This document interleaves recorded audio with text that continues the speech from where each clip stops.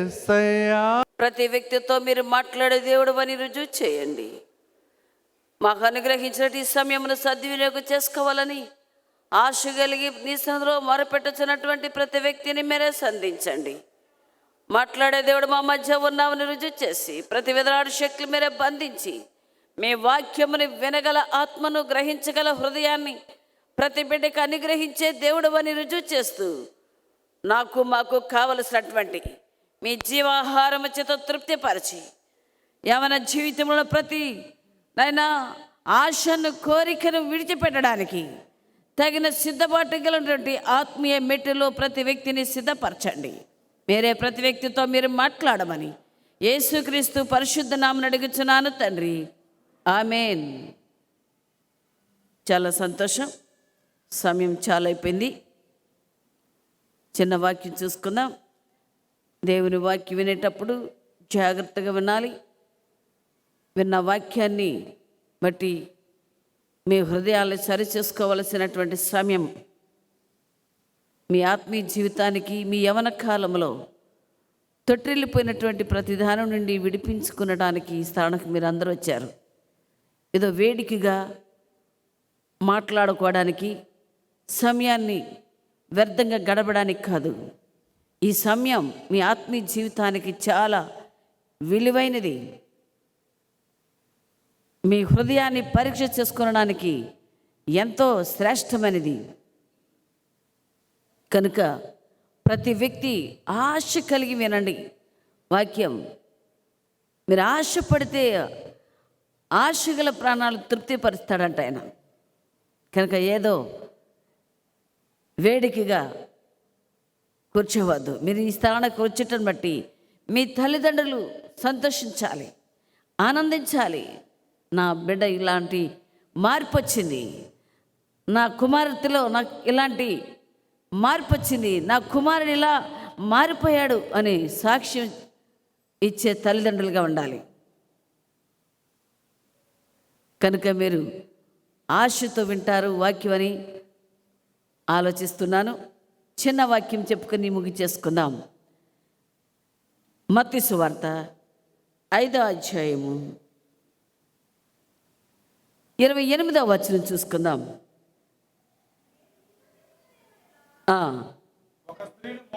ఒక స్త్రీని మోహపు చూపుతో చూచు ప్రతివాడు అప్పుడే తన హృదయమందు ఆమెతో వ్యభిచారము చేసిన వాడగును. ప్లేరా ఇక్కడ చదివినటువంటి అంశాన్ని మనం పరీక్ష చేసుకుంటే ప్రతి మనిషిలో ఉన్నటువంటి ఆ పాపం అనే నైజం వెంటాడుతూనే ఉంది. ఎప్పటి నుంచో తెలుసా? ఇది బాల్యకాలము నుండేనంట. ఆదికాండంలో ఉంటుంది. ఎప్పటి నుంచి ఈ పాపం అనే నైజము ఎప్పటి నుంచి ఉంది? బాల్యకాలము నుండే ఉంది. ఇప్పుడు నువ్వు యవనస్తుడైపోయావు, ఇప్పుడు వచ్చింది కాదని. అది బాల్యకాలం నుండే నీ ఆత్మీయ జీవితానికి ఆ పాపం అనే నైజము వెంటాడుతూ ఉంది. కానీ నువ్వు దాన్ని గ్రహించలేకపోయావు. లేరా? గ్రహించలేని వ్యక్తిగా ఉన్నావు.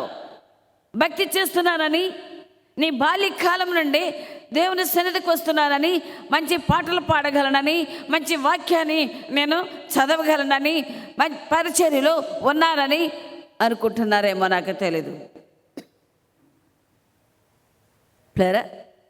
ఆలోచన కలిగి ఉన్నారేమో నేను ఎరగను. కానీ నీకు తెలియకుండానే నీలో పాపం పరిపక్వమైపోతుంది. ఏమవుతుంది? నీకు తెలియకుండానే నీలో ఒక పాపం అనే నైజము కనబడుతుందని గ్రహించలేకపోతున్నారు. ఒక సోదరుడు దావీదుల దగ్గరకు వచ్చి అతను సమస్య చెప్పుకున్నప్పుడు అతనుతో దావీదులు చెప్పారంట, నీ పాపమును బట్టినయ్యా అంటే అతడు చాలా కోపం వచ్చిందంట. ఏమిటి? నేను చాలా మంచివాడనండి, నాకు ఎలాంటి ఆలోచన లేదు, ఎలాంటి అలవాటు లేదు, ఏమీ తప్పు నేను చేయను, చాలా నీతిగా ఉంటాను, నేను మడి కట్టుకుని పూజ చేసుకుంటాను, మా గ్రంథాన్ని చదువుకుంటాను, ఏదో నా సమస్యను బట్టి మీ వద్దకు వస్తే నా పాపాన్ని బట్టి అంటున్నారేంటి అని అడిగాడంట. అప్పుడే వాక్యం చూపిస్తే, అయితే నాలో చాలా పాపం ఉంది. పిల్లరా, నీకు తెలియకుండానే నీ జీవితంలో పాపము ప్రవేశిస్తుందని తెలియచేస్తున్నాను. యవనస్తులైనటువంటి ప్రియ సోదరి సోదరులారా, బిడ్డలైన వారులారా, నీవు గ్రహించగలిగితే నీ ఆత్మీయ జీవితము ఏ స్థితిలో ఉందో నీవు గ్రహించాలని మనం చేస్తూ ఉన్నాను. వాక్యం చెప్తుంది ఏమని ఒక మోహపు చూపు. ఏ చూపంట? ఒక మోహపు చూపు. చూడండి, మంచి వాక్యం విన్నారు. దీనా ఎక్కడికి వెళ్ళిందంట? ఆ దేశ కుమార్తె చూడడానికి వెళ్ళింది. ఆ చూపులో ఎంత పాపం ఉందో చూడండి. ఏదో సంతోషించాలని వెళ్ళినది, కానీ ఆమె యొక్క ప్రవర్తన, ఆమె యొక్క ఆలోచన, ఆమె యొక్క నడవడక ఆ గ్రామానికే, ఆ పట్టణానికే ఏం తెచ్చింది? నష్టం తెచ్చేసింది. లేరా ప్రియమైనటువంటి యవనస్తులైన బిడ్డలారా, మీ ఆత్మీయ స్థితి ఎక్కడ ఎలాంటిది? నీ తల్లిదండ్రులను దుఃఖపెట్టేదిగా ఉందా? నీ ఆత్మీయ జీవితంలో ఎలాంటి స్థితి ఉంది? ఒక మోహపు చూపే అనుకుంటున్నావేమో నువ్వు.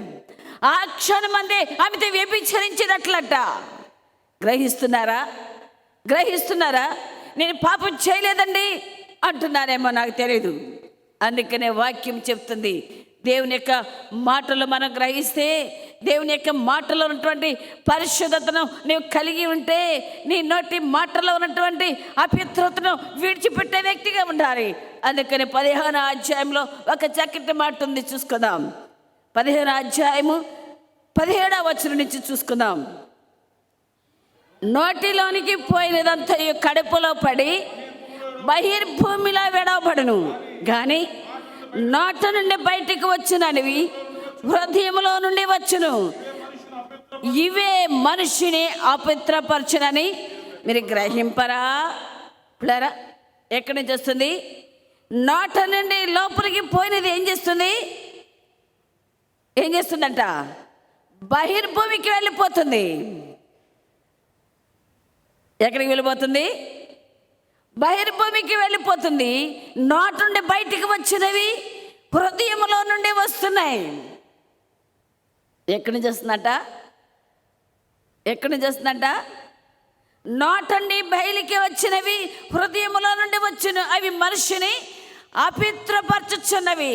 నీ నోటి మాటలు ఎలా అపవిత్రపరచుచున్నావో నీవు గ్రహిస్తే, నీ ఆలోచనలు, నీ మాటలు, నీ క్రియలు, నీ చూపులు, నీ జీవితము ఎలాంటిదో నీవు గ్రహించగలిగితే, నీవు దేవుని యొక్క వాక్యములకు లోబడి జీవిస్తే నీకు మంచిది.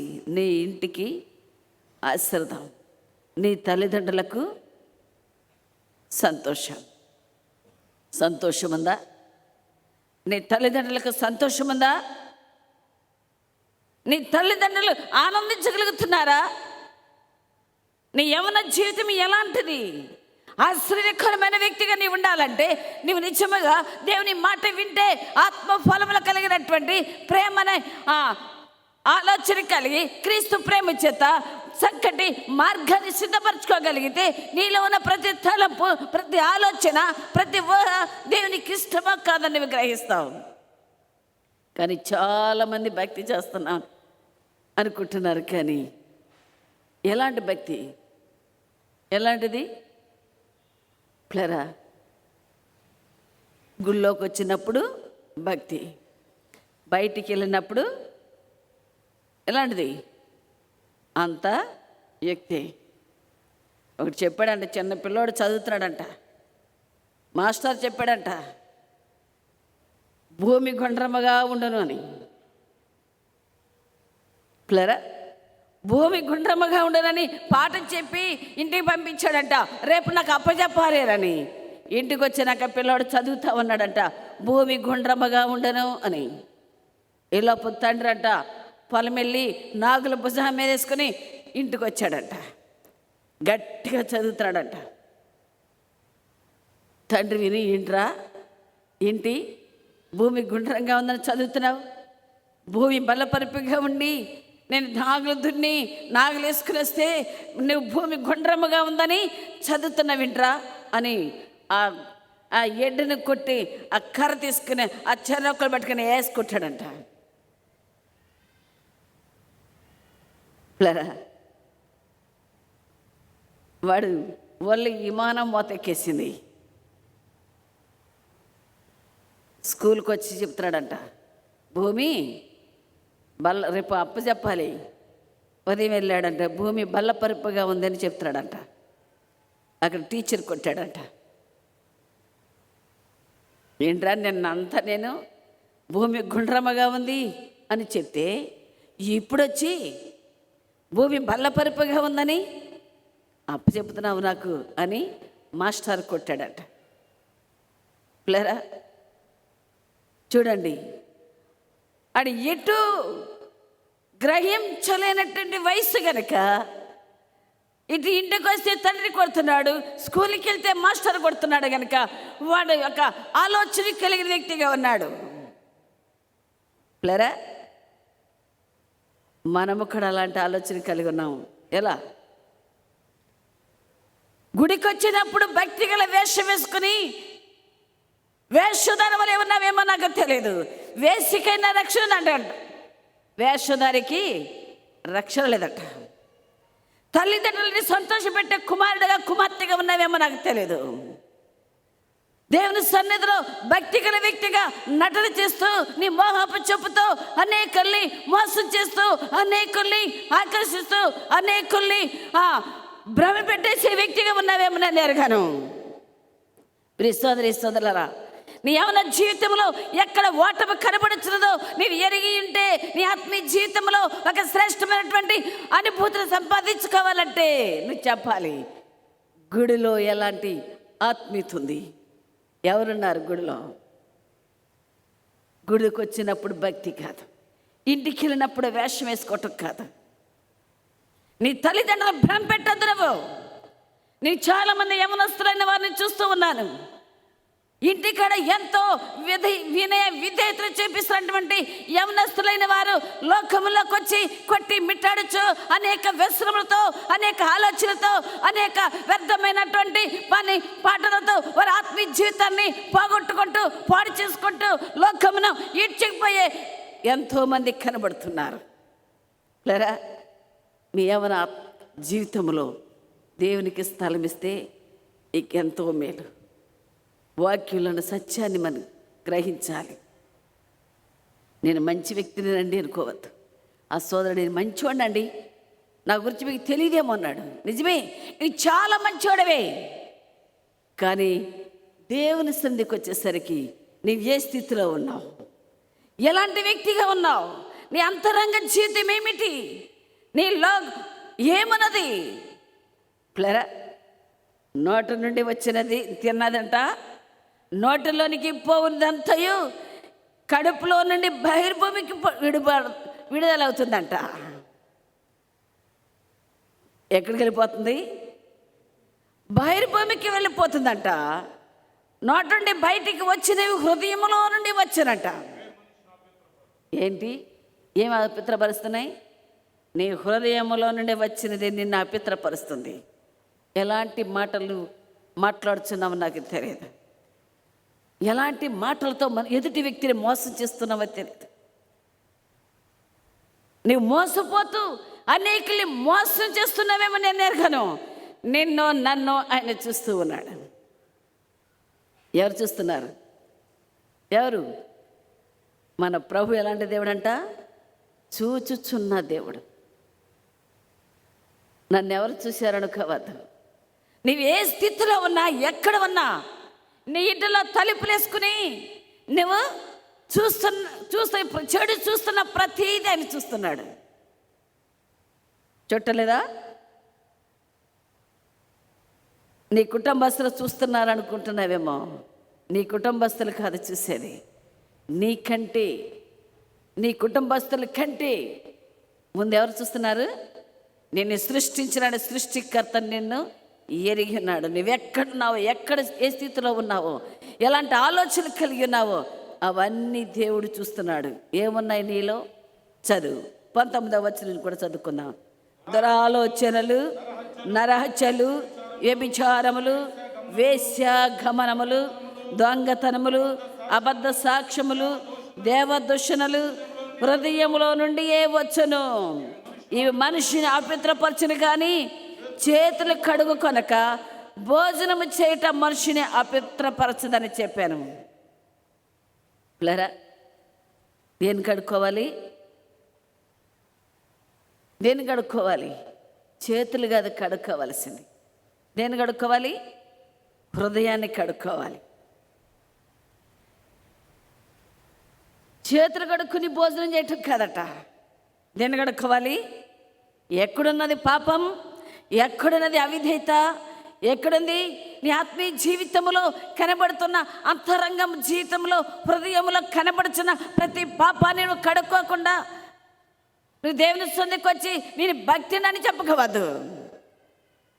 దేవుని సన్నిధిలో ఉన్నానని, భక్తి చేస్తున్నానని, నీ తల్లిదండ్రుల్ని సంతోషపెడుతున్నాను అనుకుంటున్నావేమో. నిన్ను ఆయన చూస్తున్నాడు, జాగ్రత్త. ప్లేరా, ఎవరు చూస్తున్నారు? ఎవరు చూస్తున్నారు?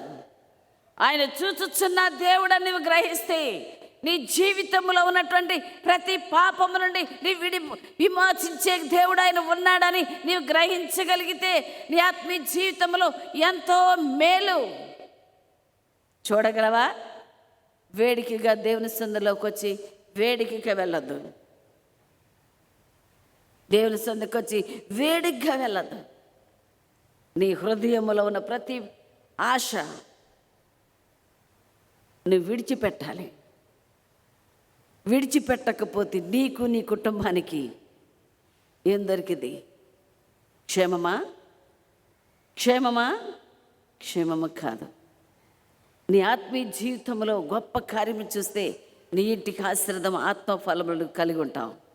నీలో ఉన్నది విడిచిపెడితే గొప్ప ఆత్మఫలములు, నీలో ఉన్న పాపాన్ని దాచుకుంటే ఏమొస్తాయి అంట? ఏమొస్తాయి? అంతరంగంలో ఉన్న పాపమును బట్టి తీర్పులకు తీసుకొస్తాడు. అందుకని చెప్తాడు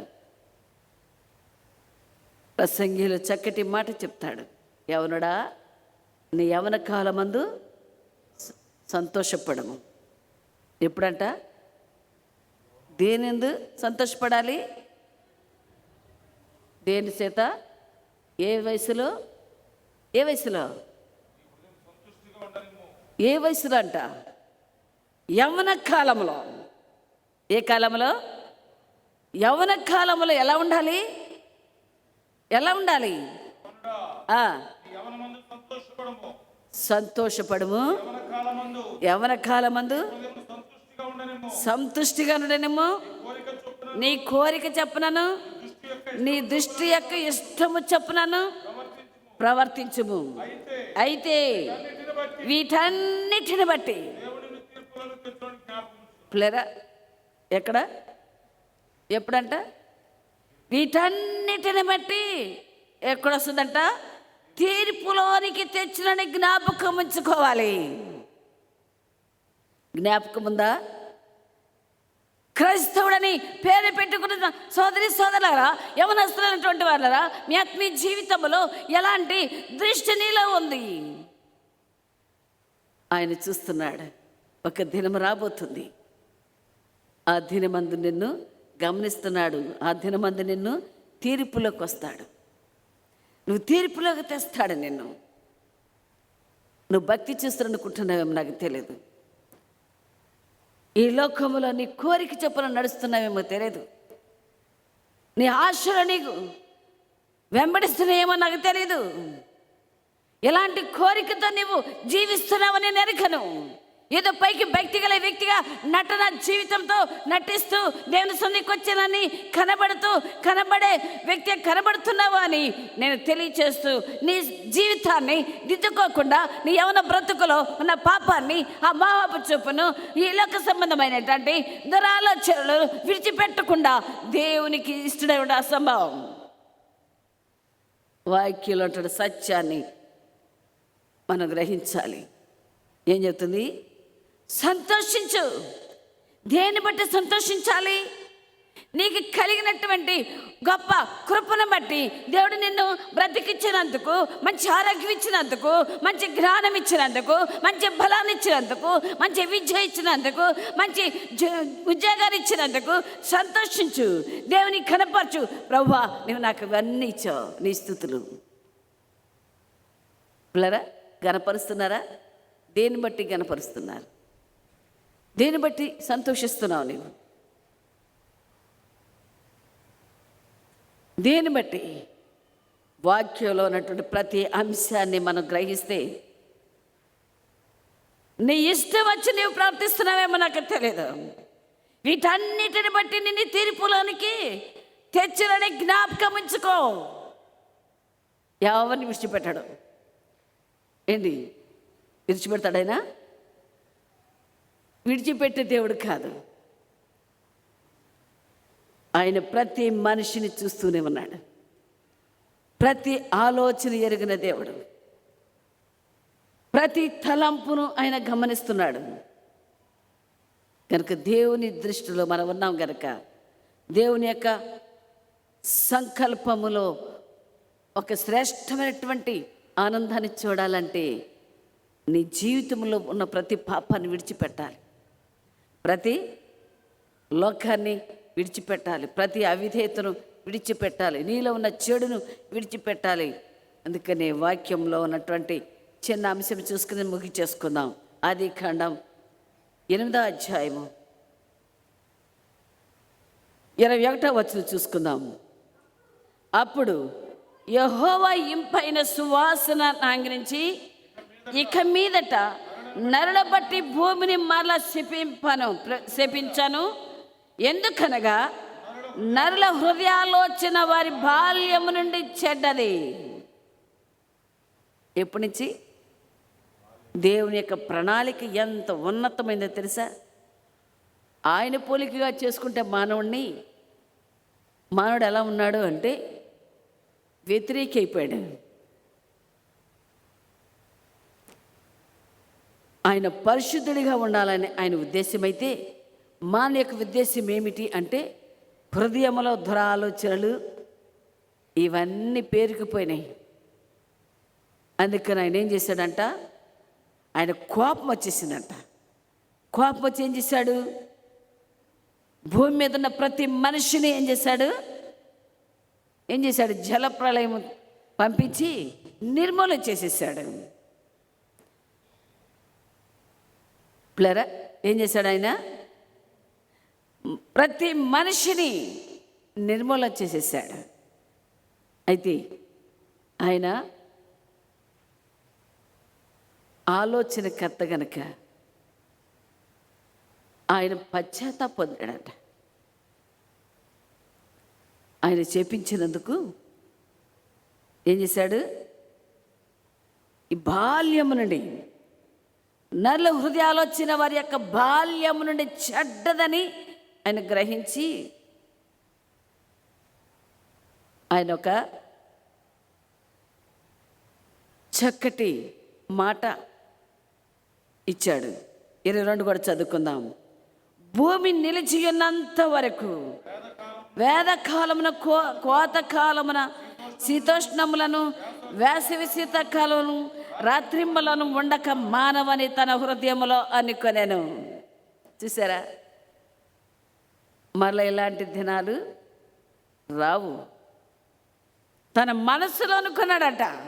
చూడండి ఆయన ఎంత ప్రేమతో చెడిపోయిన మనలను బాగు చేయడానికి వచ్చినటువంటి నిజరక్షకుడు అన్నటువంటి యేసుక్రీస్తు తండ్రి చిత్తాన్ని నెరవేర్చడానికి మనలో ఉన్నటువంటి ఆ చెడు నుండి మనల్ని రక్షించడానికి తను తాను దేవునికి అప్పగించుకొని మన పాపదోష శిక్షను ఆ కలవరి శిలువలో మన కొరకు తన రక్తాన్ని కార్చి మన బ్రతుకులో ఉన్న చెడు నుండి విమోచించడానికి ఆయన బలియాగమైపోయాడు. ఎవరి కోసం? ఎవరి కోసం? నీ కోసము, నా కోసమే. ప్రియ సోదరి సోదరులారా, మీ యవన జీవితంలో ఉన్నటువంటి లోక సంబంధమైనటువంటి ప్రతి ఆశ నుండి మీరు విడిపించకపోతే సమయం లేదు.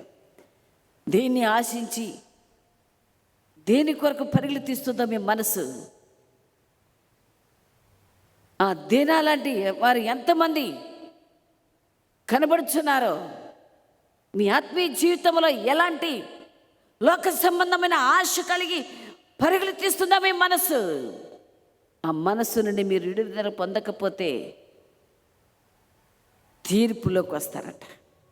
సమయం అయిపోయింది, ఇక సమయం ఉందనుకోవద్దు.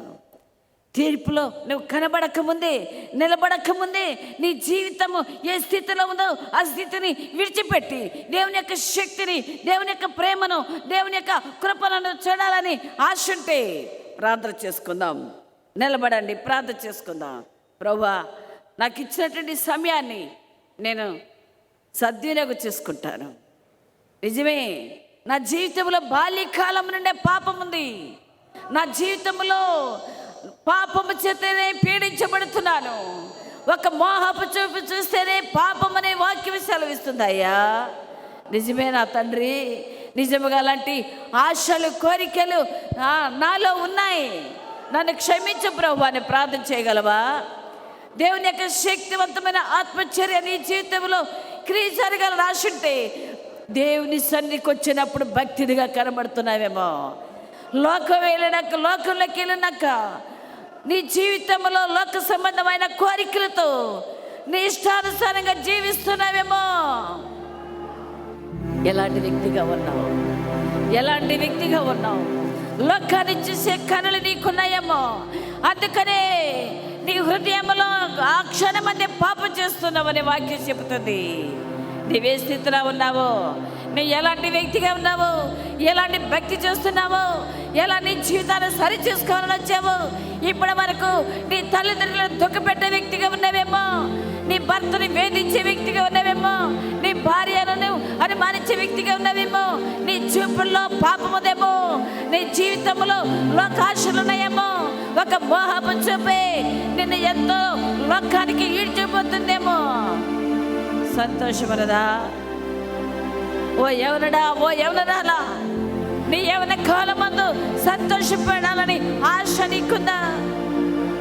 ఎలాంటి సంతోషం అనిపిస్తున్నావు? దేశ ప్రజలను చూడడానికి వెళ్ళిందట దేనా.